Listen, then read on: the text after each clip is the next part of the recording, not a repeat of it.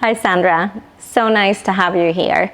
I get a lot of questions from buyers and sellers about the closing costs and the process. So we're here today, and I was thinking to ask you some questions regarding that. Okay. Is that okay? Thank you, Linda. I would be more than happy to answer those questions. I work as a closer at Berlin Patton Ebbling, which is a law firm that focuses on real estate transactions. And so I get these questions all the time. We oftentimes have buyers calling us in the very beginning of the transaction, or even sellers wanting to know the exact breakouts of the fees or what closing will be like, what is expected of them. Do you have any specific questions in mind that I could answer for your clients? Yes. For example, what are the costs for the buyer? What could they expect? And who's paying the title? That is usually a question that comes up. Okay, so within the real estate contract, there is a section that references who picks and pays for title. Yeah. So there's a box checked either for the buyer to pick and pay or for the seller to pick and pay. Fees that are included in this would be the closing fee that our firm charges or any title company would charge. And then we have the title search, the permit search, as well as the owner's title policy. The cost of the owner's title policy is based on the purchase price of the property, and the rate for this is statutorily set by the state of Florida. So that is something that is very specific to each transaction based on the purchase price. Yeah. Wow. Okay. So does it differ a lot between the buyer's cost and the seller's cost? How could you explain that? Yeah, so there are some costs that are common to be paid for by the seller. This is outlined within the real estate contract. Yeah. So we have the documentary stamp tax of the deed. That's 35 cents per each 100 of the purchase price.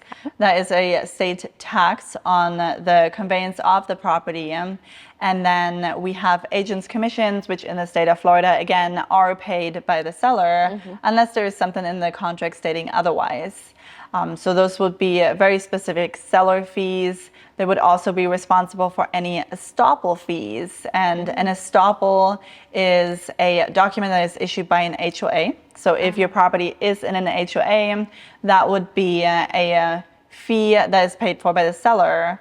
An HOA can charge up to $250 for the estoppel to be issued. It is something that is mandatory for closing if it's in an HOA. So those would be seller specific. On the buyer side, we would have a huge difference as to who picked and paid for title. If the buyer picks and pays for title, which is very common in the Sarasota area, the buyer would be paying for the owner's policy, but then also paying for the lender's policy if they are financing. So that is an additional cost that needs to be kept in mind. If you're financing, you're paying for the lender's policy, as well as any endorsements to that lender's policy that your lender may require. We would be very happy to provide a estimate or a net sheet to, for example, the agent in the very beginning of a transaction or even before going under contract. We just ask a couple of questions and outline what that could look like for the prospective buyer or even seller.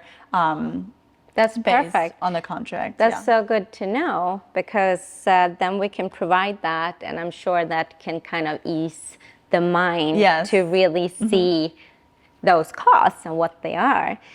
Okay, that's great. Okay. So are there other things like regarding the time frames or so that you see in the market? Because sometimes I hear we want to close quick, or we want to have a long closing. What is the process? What is it that takes time or not? If you can explain a little bit. So I think that communication when it comes to this is most important. I oftentimes get phone calls from agents where they will ask me, what is the fastest that you can close? Like, what's the fastest time frame? And so I usually tell them we can commit to 3 weeks. This is based on the lien search, because the lien search could take the longest, about 2 weeks to come back. And we usually don't recommend our clients to close over the lien search. And so we recommend about 3 weeks if you're trying to have it as a quick closing. And then we will certainly close sooner if all parties would like to, and we are ready to. So we will prioritize the closing, and it may be possible to close within a week and a half, 2 weeks, 3 weeks. That really depends on each specific situation. Is there an HOA? How fast are all the searches back? When it comes to long closings, we can certainly adjust to whatever is best to all parties. We sometimes see closings that will take a couple of months or even more than a year. But the gold standard of what we see is usually about 30 days, sometimes about 40 days with a finance transaction. So yeah. Okay. So I was just thinking of a thing.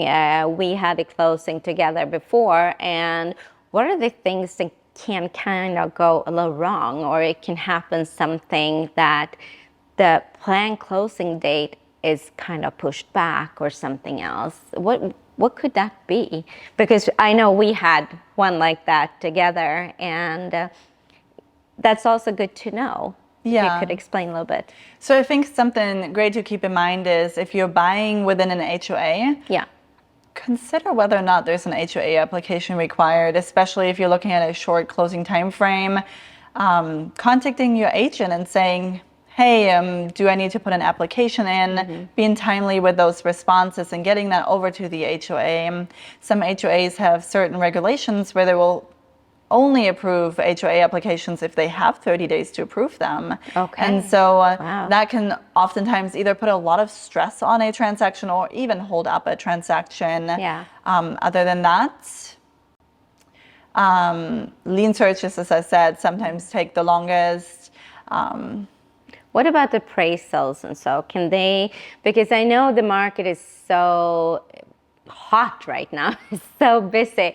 So I even heard that sometimes appraisals comes in late and, you know, kind of delays the process. Is that something you see too, or? Yeah, so we see that some of the time. It's usually something that dedicates on the lender side of things, that things will end up getting delayed, which we unfortunately, and also the agents and the buyers sometimes don't have so much control over. And as you said in a different conversation, picking the right lender is imperative. Yeah. So making sure that you get your lender everything that they need. I usually would not recommend fashion, right? Yeah, not holding off on ordering certain things like surveys, appraisals and stuff like that, because the amount of stress that will cause you in the long run when your transaction ends up getting delayed is usually not worth it. Yeah. So we do sometimes see that.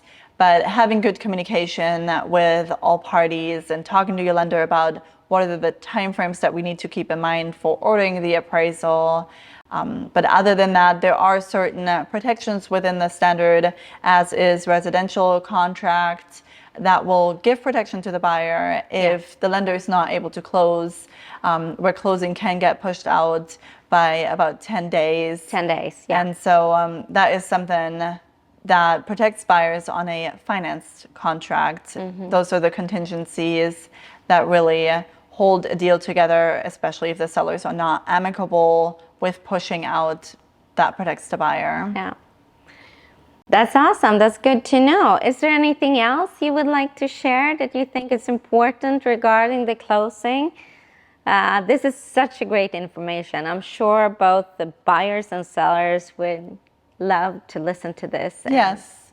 So I think just reaching out with any questions that you may have to the agent or even to the closing company, and opening up a good level of communication, and following recommendations that your agent may give you or your lender may give you, and yeah. Awesome. Thank you so much, Sandra. Good to see you. Thank you.